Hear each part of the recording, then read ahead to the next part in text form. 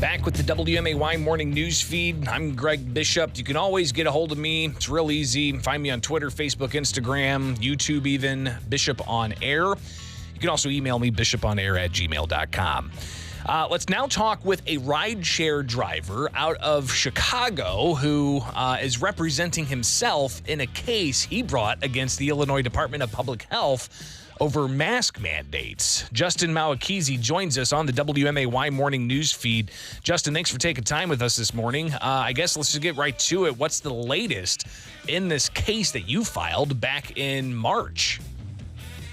Good morning, Greg. The latest is the judge in our case allowed discovery, and so after two requests for documents that IDPH refused to provide, I have filed for a discovery deposition, and I seek to depose IDPH, specifically Dr. Ngozi Ezike, the director of the IDPH. So a judge last month, several weeks ago, actually ruled against the Illinois Attorney General's motion to stay discovery.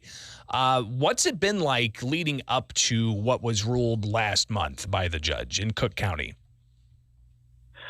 It's been an uphill battle. I have no legal training background, and so I've had to learn it as I go, trial and error. But I've come to a point where I kind of understand the picture, and I've been able to correctly argue what I'm allowed to do in court, and the judge agreed with that in staying the Attorney General's motion to stay and allowing for discovery. So we'll get to what you're looking for in this discovery and what you're also looking for in a deposition, which people who aren't familiar, a deposition really is just an on-record interview.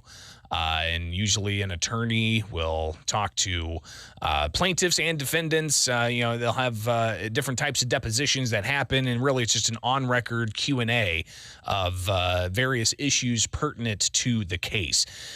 Justin Mahwikizi joins us. He's a rideshare driver in Chicago suing the Illinois Department of Public Health, saying that the mask mandate violates his rights. And I want to talk about that specifically here in a moment. But Justin, you have no legal training. You're representing yourself in this.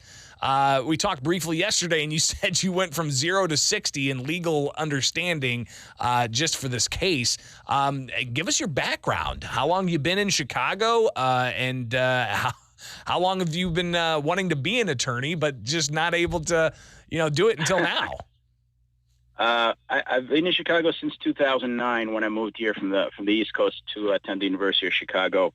And I've always wanted to be an attorney in the sense that one of my heroes is Thurgood Marshall, and so I've read up on him just throughout my life as a personal hero. And in March 2020, when Governor Pritzker put this whole state in lockdown, that gene kind of grew from there, and I started reading as I could, and I've been in the courts trying to make sense of what's going on in Illinois, which legally and historically on pandemics has never happened before. So, Justin, you're just a family man up in Chicago, doing rideshare service, working, and then all of this pandemic stuff hits. Let's talk about why you feel that, and again, you're representing yourself in a case against the Illinois Department of Public Health. Why do you feel your rights are violated by the mask mandate? As a rideshare driver, what I'm being asked by the Department of Health and Governor Pritzker is to deny service to people in need. I'm a Christian. I was raised Catholic, and one of my favorite verses, parts of the Bible, is the Good Samaritan principle. And so I felt that this request to deny service to those who didn't have masks interfered with my religious practice to give service to those in need. Additionally, it violates my free speech rights because it removes agency from me to decide who I can or cannot give service to. And so those are the pillars upon which I've been fighting in court. So you've been in court, and I read a few of the transcripts, brushing over it from hearings earlier on this year, where you laid out some of your complaints and seeking a temporary restraining order against IDPH. That was early in this case, but that was denied, correct? It was denied. The judge acknowledged that I had an ascertainable claim, a right in my religious practice complaint, but they still made a decision that it would still COVID-19 still posed a threat of death to many Illinois residents, and that's the basis behind the deposition. To go into the underbelly of the data that the Department of Health is releasing on collecting death data, disease data, to try to set a benchmark if their claims are correct or not.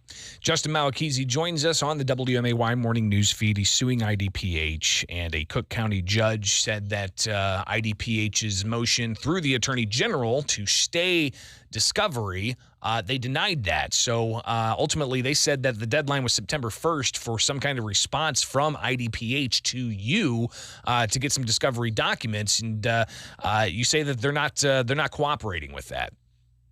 That's correct. They've refused to provide it. They've called me everything from a conspiracy theorist to the requested documents is burdensome to the Department of Health, the premier health agency in the land, that they do not have hospital data, or at least that it would be too much for them to provide this data. And so I'm seeking to force that issue. As the premier health agency in Illinois, they should be able to provide the data upon which they're advising the executive branch to put these restrictions on. And you sent an official legal notice to the Attorney General's office requesting this deposition, this interview with Dr. Ngozi Ezike and several other IDPH officials. And you talk about in various lines and questions of various issues you're looking for, the nature and characteristics of the department's COVID-19 data collection and how much that information was used to make various decisions regarding lockdown of Illinois and quarantining 12 million people. Do you feel that we haven't been given enough data and information? I mean, there is a lot of data on IDPH's website. I look at it daily. Is that not enough to determine if they're making the right call on quarantine and limiting the economy and requiring people to wear masks even though they feel it violates their rights? That's correct. The data that's been published is selective data to, it's statistics. So I have some background in statistics, and you can make any story out of statistics if you don't have the underlying data, the full data that they're quoting from. And so my research has been able to ascertain is that there's more to the story that's not being presented. There is doctors warning against using positivity rate to guide policy. The positivity rate is a banal number when you look at the full picture of the statistics. The only way it would make sense is if you tested 12 million people every day to really figure out what the real positivity rate is. Well, and also you got to consider too the those who had the virus, who got over it, what kind of natural immunity, and does that work into the vaccination rates? And there are so many ins and outs of all this data. I hope you keep us posted on if you're able to find anything, because you're just one representing yourself in this particular case. But I know that, for instance, the Foxfire case, they've got all kinds of documents coming in, and they're saying some of it doesn't really add up. So keep us posted on what you find. And just to let you know, I did reach out to the Attorney General's office for comments, but they declined to comment, saying that we cannot comment on pending litigation. Justin Mahwikizi, thank you so much for taking time with us this morning, and we'll talk again soon, all right? Thanks, Greg. I appreciate your time this morning. It is the WMAY Morning News Feed, and that is all I have for you today.